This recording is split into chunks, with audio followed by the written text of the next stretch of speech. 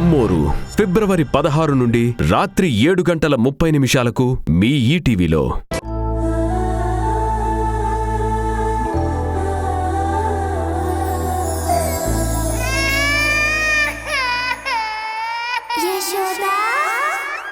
తప్పతయ్యా, మీరు మాట్లాడేది తప్పు.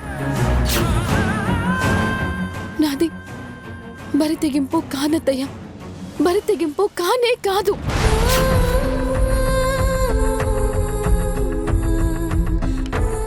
నాకు జరిగిన అన్యాయం మీద నేను పోరాడుతున్నాను. ఇంకొకసారి దయచేసి మీరలా మాట్లాడొద్దత్తయ్యా, ప్లీజ్.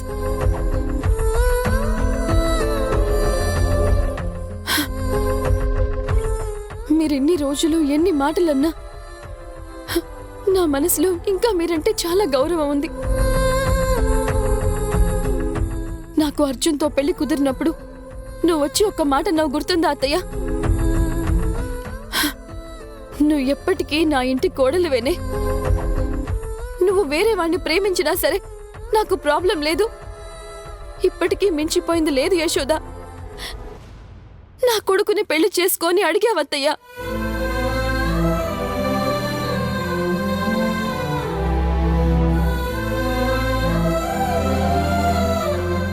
నువ్వంత మంచిదాని వత్తయ్యా.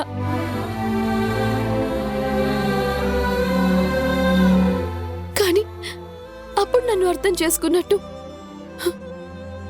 ఇప్పుడు నువ్వు ఎందుకు అర్థం చేసుకోలేకపోతున్నావు నాకు అర్థం కావడం లేదు.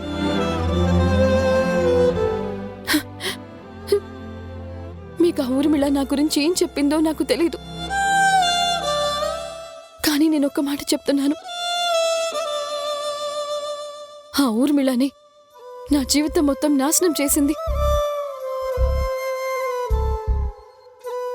మీకు త్వరలోనే అన్నీ తెలుస్తాయి అత్తయ్య, నన్ను నమ్మండి.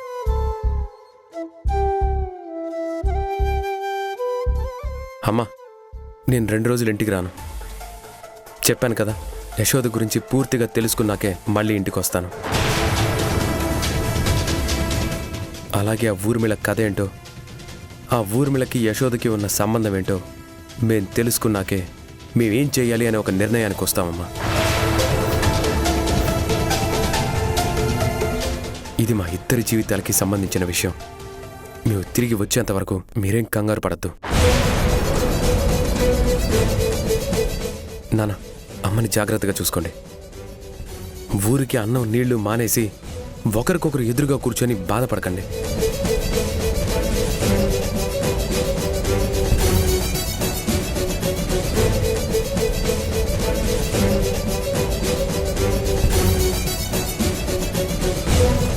పదేషద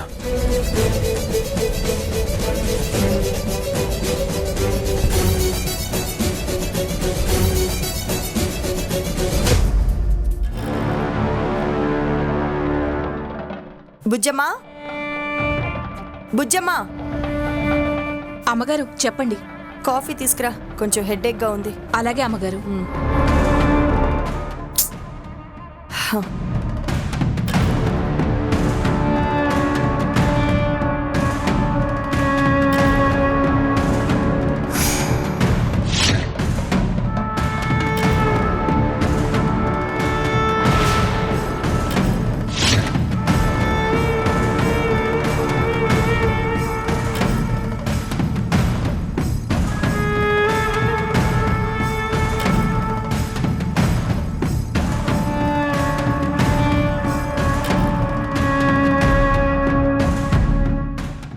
యశోద తలనొప్పి ఇంకా వదలకముందే వీళ్ళిక్కడికి వచ్చేసారేంటి? అయినా వీళ్ళని నేను 2 రోజులు ఆగి రమ్మన్నాను కదా. ఏ క్షణాన యశోద ఇక్కడికొస్తుందో తెలీదు.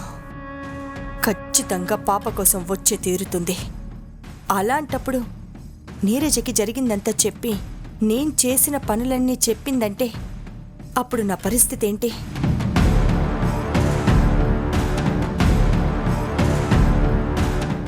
నీరజ ఇప్పుడిప్పుడే పాపకి దగ్గరైంది. పాప మీద చాలా ప్రేమ పెంచుకుంది.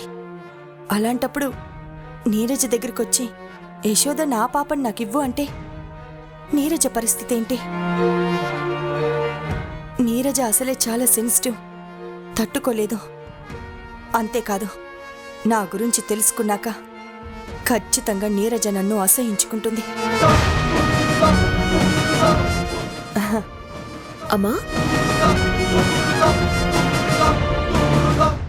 ఏమైందమ్మా అలా ఉన్నావు?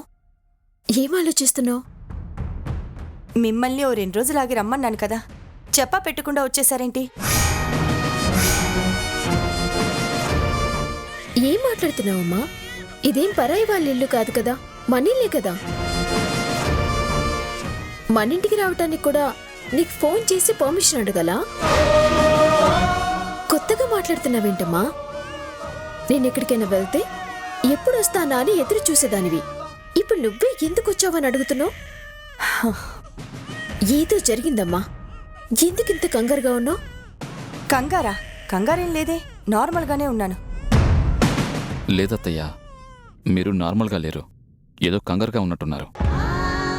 మార్నింగ్ నుంచి ఎందుకో తలనొప్పిగా ఉంది సంజయ్, అంతే, వేరే ఏం లేదు. నా బంగారు తల్లి, రా రా రా రా రా రా. ఊరెళ్ళి బాగా ఎంజాయ్ చేసావా తల్లి? అమ్మా నాన్న నేను అన్ని ప్లేసెస్కి తీసుకెళ్లారా? అచ్చి అచ్చి. సంజయ్, నీరజ, మీరిద్దరు వెళ్ళి ఫ్రెష్ అప్ అయ్యిరండి. అలాగేమ్మా. ఓన్ చూస్తున్నావు? ఓమ్మా, అమ్మని చూస్తున్నావా? అరే రే రే రే రే.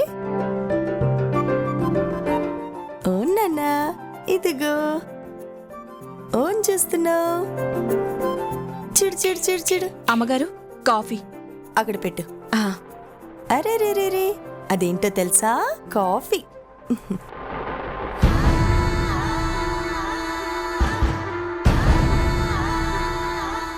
నిన్న యశోదే కాదు, 100 మంది యశోదలు ఆ దేవుడు కలిసొచ్చినా సరే ఆ యశోదకి నేను నిన్నివ్వను. నా కూతుర్ని బాధ పెట్టే పని నేనెప్పుడూ చెయ్యను. నిన్ను సృష్టించిందే నా కూతురు కోసం. అలాంటప్పుడు నిన్ను అంత సులువుగా ఎందుకు వదులుకుంటాం? అది అస్సలు జరగని పని.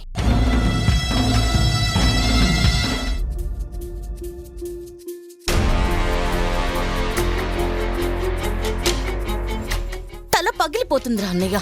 నిన్నటి వరకు మన ఇంట్లో 1200 కోట్ల విలువ చేసే మనుషులున్నారని ఆనందపడ్డాం. కానీ ఇప్పుడు 700 కోట్లు బయటికి వెళ్ళిపోయాయి. పొరపాటున ఆ యశోద హరివిటల్కి ఇంకా దగ్గరైందంటే ఖచ్చితంగా వాణ్ణి పెళ్లి చేసుకుంటుంది. అలా అనకే, పైన తదాస్తు దేవతలుంటారు. తనకి జరిగిన అన్యాయానికి గర్జించే సింహంలా తన పంజా రుచి చూపడానికి సరికొత్త కథనంతో దేవిక మీ ముందుకొస్తుంది. తప్పక చూడండి జీవన తరంగాలు. ఈ నెల 16 నుంచి మధ్యాహ్నం 3:30 మన ఈటీవీలో.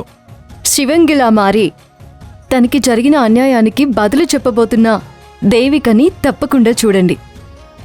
జీవన తరంగాలు ఈ నెల 16 నుంచి మధ్యాహ్నం 3:30